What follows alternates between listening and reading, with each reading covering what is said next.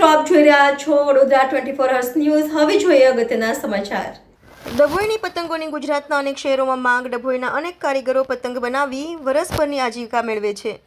ડભોઈ દર્ભાવતી નગરી એટલે કલા નગરી। અહીંયા વર્ષો પહેલા અનેક સાહિત્યકારો, કવિઓ, કલા કારીગરો અને કલા કસબીઓની આ કર્મભૂમિ તેમજ જન્મભૂમિ ગણાય છે। દર્ભાવતી નગરીમાં વર્ષોથી પતંગ બનાવવાનો વેપાર ચાલે છે, જેમાં કેટલાય પરિવારો સંકળાયેલા છે। તેઓને આ વેપારમાંથી આખા વર્ષની રોજી રોટી મળી રહી છે। જિલ્લામાં તેમજ બીજા રાજ્યોમાં ડભોઈની બનાવેલી પતંગો વેપારીઓ લઈ જતા હોય છે। 14મી જાન્યુઆરી મકર સંક્રાંતિના 3 માસ અગાઉથી ડભોઈના કેટલાય કુટુંબો આ પતંગ બનાવવામાં જોતરાઈ જાય છે। તેઓ રાત દિવસ એક કરી તનતોડ મહેનત સાથે પતંગોની અવનવી ડિઝાઇનો બનાવીને તૈયાર કરે છે। આમ 3 માસ સુધી સ્ટોક કરવામાં આવે છે। ડભોઈ નગરમાં વર્ષોથી ચાલી આવતી આ પ્રથા હાલ તેઓની પેઢી કરતી આવી છે। આમ ડભોઈ એટલે કવિઓની જન્મભૂમિ તરીકે પણ ઓળખાય છે। ભક્ત કવિ શ્રી દયારામભાઈ ડભોઈમાં આવી રહ્યા હતા અને તેમને સારા એવા પદો તથા પુસ્તકો લખ્યા હતા। આજે તેમની યાદમાં ભક્ત કવિ શ્રી દયારામ બાળ પુસ્તકાલય આવેલું છે। તેમનું સ્મારક પણ ડભોઈ ખાતે શણગારવાડી પાસે મૂકવામાં આવેલ છે। આમ દર્ભાવતી નગરી સાહિત્યકારો, કલાકારો, કવિઓ, કારીગરો જેવા કલા કસબીઓની આ કર્મભૂમિ તરીકે આજે પણ ભારત દેશમાં પ્રસિદ્ધ છે। વર્ષો અગાઉ ડભોઈનગરમાં નાનાજી ખત્ર ભાગોળ વાલા પરિવાર પતંગ બનાવવામાં પ્રસિદ્ધ હતો, પરંતુ આ પરિવારને વ્યવસાય બંધ કરતા બીજા અનેક પરિવારો પતંગ બનાવીને એટલે કે તેને ગૃહ ઉદ્યોગ કરી પોતાનું જીવન જીવી રહ્યા છે। ડભોઈના ચાંદભાઈ દારૂવાળા પોતાના પરિવાર સાથે છેલ્લા 30 વર્ષ ઉપરાંતથી હાલ પતંગો બનાવી રહેલ છે। તેઓની અનેરી કારીગરીથી વિવિધ જાતોની પતંગો બનાવી રહ્યા છે।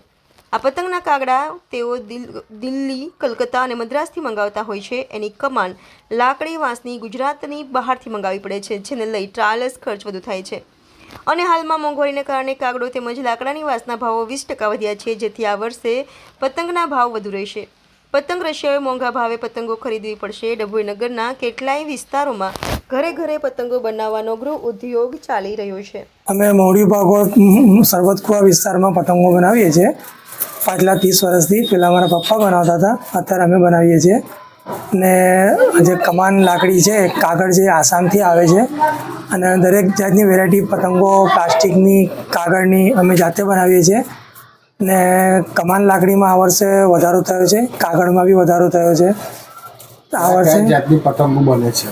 બધી જાતની પતંગો છે, ઘડિયાળી છે, બાજેદાર છે, મેટલની છે, પછી ચીલવાળી છે, સાંપવાળી પતંગ છે, મોટા તાવિયા છે, 6 કાગળના, 4 કાગળના, મિની તાવિયા મેટલમાં છે।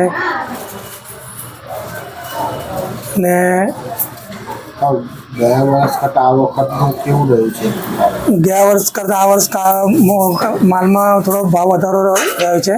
અમે સરબતકુવા મૌડી બાગોળમાં પતંગો બનાવીએ છીએ 30 વર્ષોથી। છેલ્લા દરેક જાતની પતંગો બનાવીએ છીએ। મોટા તાવિયા બનાવીએ છીએ, મોટા 5.5 ફૂટના પતંગ બનાવીએ છીએ, કાનદાર બનાવીએ છીએ, આંખોદાર દરેક જાતની બનાવીએ છીએ। સાપવાળી નવી આવી છે, પાનવાળી આવી છે, ચકલી આવી છે, પછી એ તો પ્લાસ્ટિકની દરેક જાતની નાની મોટી પતંગો બનાવીએ છીએ અને ડુગ્ગા પર સુરતી ચાપટ બનાવીએ છીએ। દરેક જાતની પતંગો બનાવીએ છીએ અમે જાતે। મટીરિયલ વાપરવામાં આવે છે, કઈથી મંગાવે છે? મટીરિયલ આવે છે કાગળ દિલ્હીથી આવે છે ને એ આવે છે તમારે કલકત્તાથી આવે છે કમાનો। અત્યારે એમનો કેવું છે ભાવ? હમણાં ગઈ સાલ કરતાં 10% વધારો છે ભાવમાં। અત્યારે આ વર્ષમાં વેરાયટીમાં કઈ પતંગો મળે છે? વેરાયટીમાં મેટલની છે, બધી નવી જાતની પતંગો, પાનઘાટ છે, 2025 છે, એવી બધી સાપ છે।